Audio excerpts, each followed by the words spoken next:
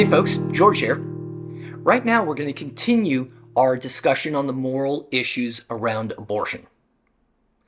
We last time discussed Marianne Warren's arguments and her reasons for giving 5 traits that define persons, and that persons are those things with moral rights, and fetuses have none of those 5 traits. Now we're going to analyze the ideas of Stephen Schwarz from his article, The Being in the Womb is a Person. Schwarz suggests that according to Warren's 5 traits, infants and newborns aren't persons. Now, of course, Marianne Warren's article was trying to focus upon fetuses. But Schwarz is saying, hey, guess what? Those 5 traits that Warren mentioned, just to rehash really quick: consciousness, the capacity for reason, self-motivated activity, the ability to communicate, the presence of self-concepts and self-awareness. Guess what else doesn't have those 5 traits? Newborns don't have those 5 traits. Infants don't have those 5 traits, according to Schwarz. Thus, Marianne Warren's argument actually allows for abortion, yes, as Warren wanted, but also infanticide, the freedom to kill babies. Now, Stephen Schwarz mentions another philosopher named Michael Tooley. Michael Tooley acknowledges this aspect of Warren's arguments. Michael Tooley says, yeah, that's right. We are morally permitted to kill babies. Michael Tooley suggests that the prohibition against killing babies and infants and newborns is merely emotional taboo, given the 5 traits that Warren gives us. The thesis that Schwarz is trying to put forward, then, is to show that Warren and Tooley are wrong. Infanticide and abortion are morally wrong. Furthermore, a fetus and an infant and a baby are all real persons.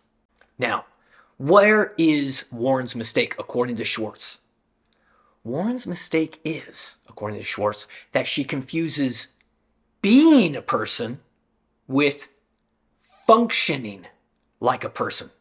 By the way, guess who else lacks all 5 traits that Warren gives us? A sleeping person lacks all 5 of Warren's traits. But we all know that a sleeping person is still a person. And just because you're asleep, you don't lose the right to life, right? Obviously.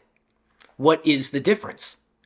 For Schwarz, the sleeping person merely isn't functioning like a person. That's it. So, according to Schwarz, Warren only proves that a fetus doesn't function like a person. Not that it isn't a person. Now, Schwarz predicts that somebody like Warren would say, oh yeah, but a sleeping person will soon wake up. Not a fetus. A fetus will not soon wake up. A sleeping person will wake up and have all 5 traits. A fetus will not wake up and have all 5 traits. Schwarz says both a fetus and a sleeping person will function as a person, given enough time. A sleeping person needs, 8 hours of sleep? And a fetus needs 8 months, 8 years to develop, let's say, a personhood, these 5 traits. All they need is time. And, according to Schwarz, time is irrelevant, morally speaking.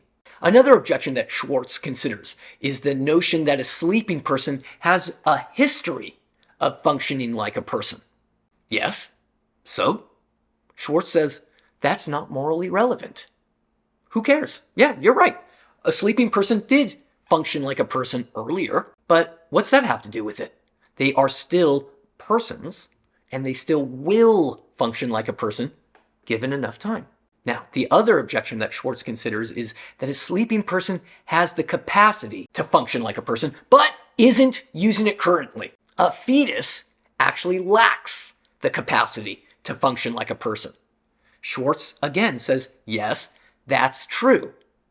All it lacks is present, immediate capacity to function. But a person has the basic inherent capacity to function. It's a capacity that grows. Now, this is a fascinating aspect of Schwartz's argument here. Whereas Warren gives us 5 traits to be a person. Those 5 traits again: consciousness, capacity for reason, capacity for self-motivated activity, capacity to communicate, and the presence of self-concept or self-awareness. Well, Schwarz here has instead eliminated those 5 traits and said there's really only one trait that a person has, and that is the basic inherent capacity to function. And it's that one trait that really matters, morally speaking. The basic inherent capacity to function as a person. All humans have the basic inherent capacity to function as a person. Some have it immediately. You shake them out of sleep, they will immediately have it. Some have it latently, like children, like babies, like fetuses. For Schwarz, there is no moral difference. They still have the same basic inherent capacity to function as a person. Now, Schwarz is ready for one objection. What about somebody with a birth defect or some sort of terrible disability such that they will never function as a person? Schwarz says that's only because of some insufficient development. That person still has the basic inherent capacity to function as a person, but there's something developmentally flawed there in regards to developing the basic inherent capacity to function as a person. Even the zygote does not lack the basic inherent capacity to function as a person, according to Schwarz. It's just very primitive and very undeveloped. There is a continuum of being. The baby now is the same being as the adult it will become in several years' time. You all who are watching this are the same being that developed in your mother's fetus. And after that, you were an infant. You are all that same being, according to Schwarz. Now, maybe there are, like Marianne Warren mentions in her sci-fi example, maybe there are other beings that are persons too. But I shall maintain that all humans are persons. Human is not simply a biological category. It's a type of being whose nature it is to become a person. Why? It has the basic inherent capacity to function as a person, regardless of how developed this capacity is. By the way, just like a sleeping person has that basic inherent capacity, so does a baby, so does an infant, so does a fetus, and so does a toddler. Right? That is the summary of Schwartz's argument and reasons against Warren's conclusion that the fetus is not a person.